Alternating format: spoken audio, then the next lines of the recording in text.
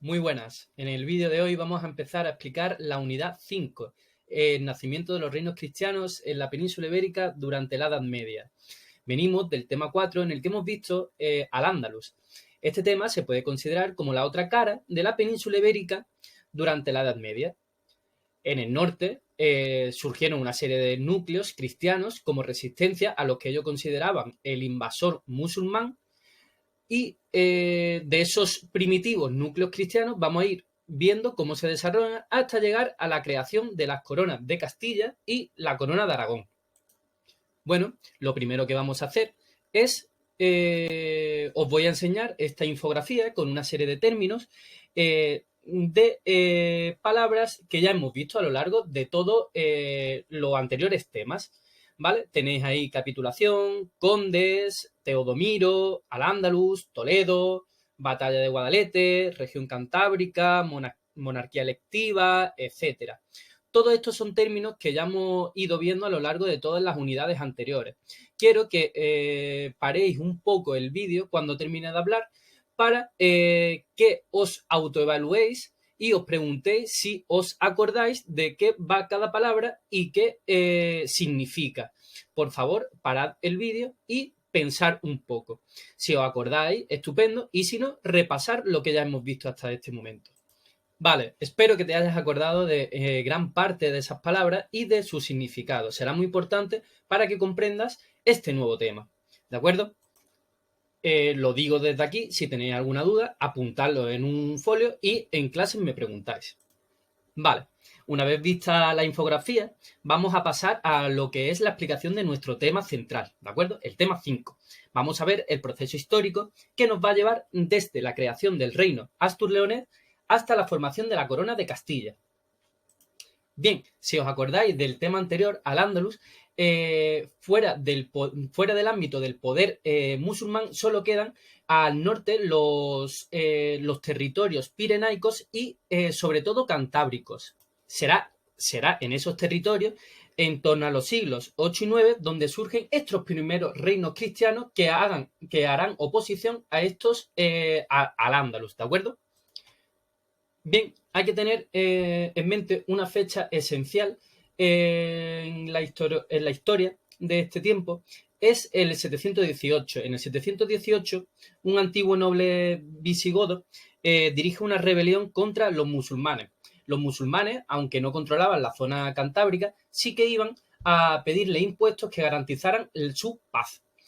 En este momento, en el 718, como he dicho, surge ese hombre, ese personaje histórico, es un personaje que se mueve entre lo histórico y lo mítico, ¿de acuerdo?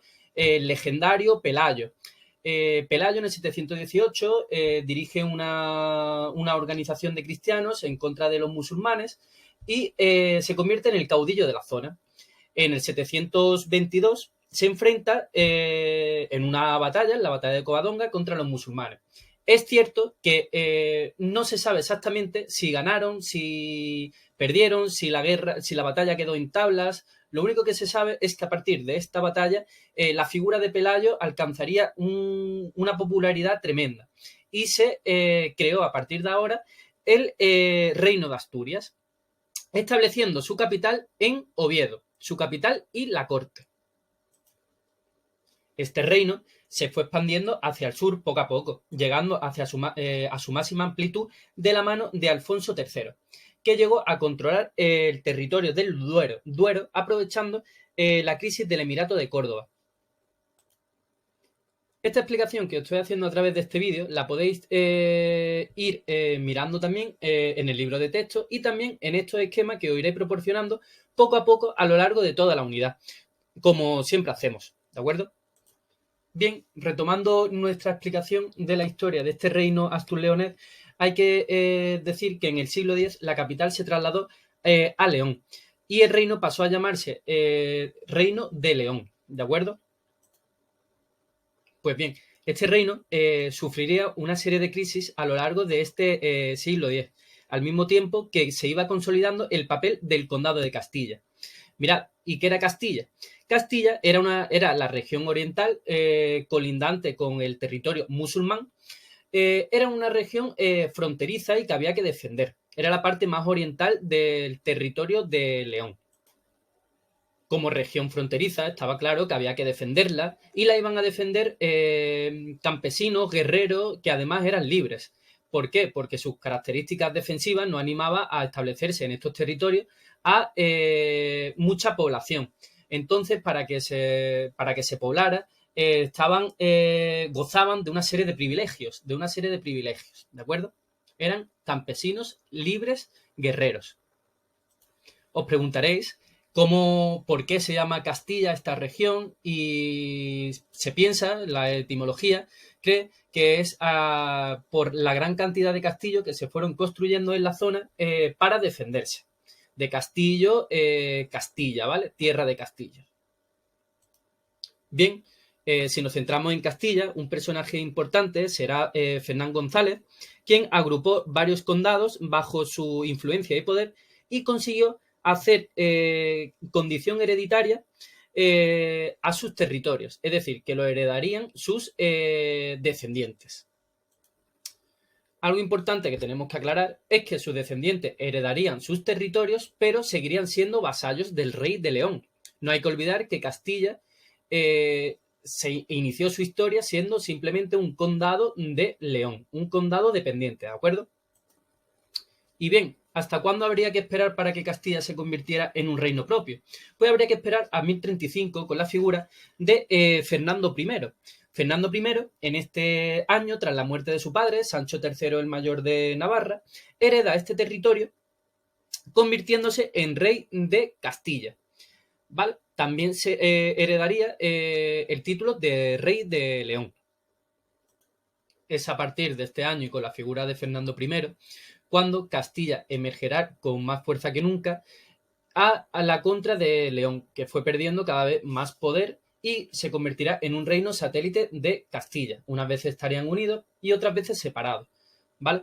Hay que indicar también que Castilla no solo viviría momentos importantes o beneficiosos para su historia, también hay que indicar que en el 1142 perdió Portugal en la figura de Alfonso Enrique, que se hizo rey independiente de este condado de Castilla, ¿de acuerdo? Surgiría en este momento la historia por separado de Portugal y de Castilla, ¿de acuerdo? Que es lo que ocurre hoy en día con la península ibérica, que está dividida en dos países diferentes. Es en este momento donde surge esa separación. En cuanto a León, hay que decir que León iría perdiendo importancia a favor de Castilla y que algunas veces estarían unidas y muchas de ellas separadas. Se separaron, por ejemplo, tras la muerte de Fernando I y con Alfonso VIII. ¿Cuándo se llegan a unir de manera definitiva? Pues en la figura de Fernando III, conformando de manera definitiva lo que se conoce como Corona de Castilla, que englobaría al Reino de León y al Reino de Castilla. Bien, ahora que hemos visto ya lo que es el primer punto del tema 5, os voy a explicar también los ejercicios que vamos a ir haciendo sobre este primer punto que hemos visto. ¿De acuerdo? Lo que vamos a hacer en primer lugar va a ser un comentario compartido en clase, ¿vale? Sobre dos textos, uno cristiano y otro musulmán, acerca de la batalla de Covadonga. Tras la lectura de estos dos textos, entenderemos lo importante que son las crónicas medievales para entender la historia hoy en día, ¿de acuerdo? Expliqué antes que esta batalla, la batalla de Covadonga, no tuvo un resultado cierto, es decir, no se sabe exactamente si fue una gran victoria cristiana, parece que no, parece que fue simplemente una escaramuza. Lo cierto es que los cristianos le dan muchísima importancia porque justifica también la creación de ese reino asturleonés y mitifica la figura de Pelayo. Sin embargo, los musulmanes lo cuentan de manera muy distinta. Si os leéis el texto, los musulmanes van a destacar que fue una batalla sin importancia y que no es que perdieran, sino que simplemente no le dieron la importancia, ¿no? La importancia que sí le dieron los cristianos. Sí es cierto que la crónica musulmana es mucho, mucho posterior, ¿de acuerdo? Bueno, os leéis estos textos e intentáis contestar a las siguientes preguntas, siempre con la ayuda del diccionario y si es necesario y lo veis, pues del libro de texto y también de internet, ¿de acuerdo?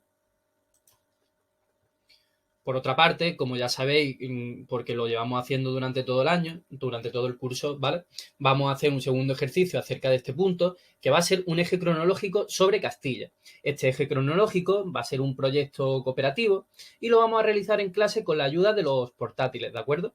Lo vamos a hacer, pues, según la aplicación en Canva o PowerPoint, Presti, etcétera, ¿de acuerdo? Tiki-Toki, etcétera. Hay una serie de hitos con los años y un espacio en blanco que tendréis que ir completando. Podéis anexar, como ya sabéis, vídeos, imágenes, etcétera. Bueno, llegado a este punto, simplemente y adelantando que los próximos apartados que vamos a ver es el nacimiento de la corona de Aragón desde los núcleos pirenaicos, ¿de acuerdo? Y también vamos a ver el avance cristiano y la repoblación. Es decir, los cristianos ganarán territorio a los musulmanes y tendrán que ir repoblándolo. Esto será en vídeos sucesivos, ¿de acuerdo? Espero que os haya gustado y que hayáis entendido un poco cómo nace la figura, el reino de Castilla para posteriormente convertirse en la corona castellana. Nos vemos en el próximo vídeo. Muchas gracias.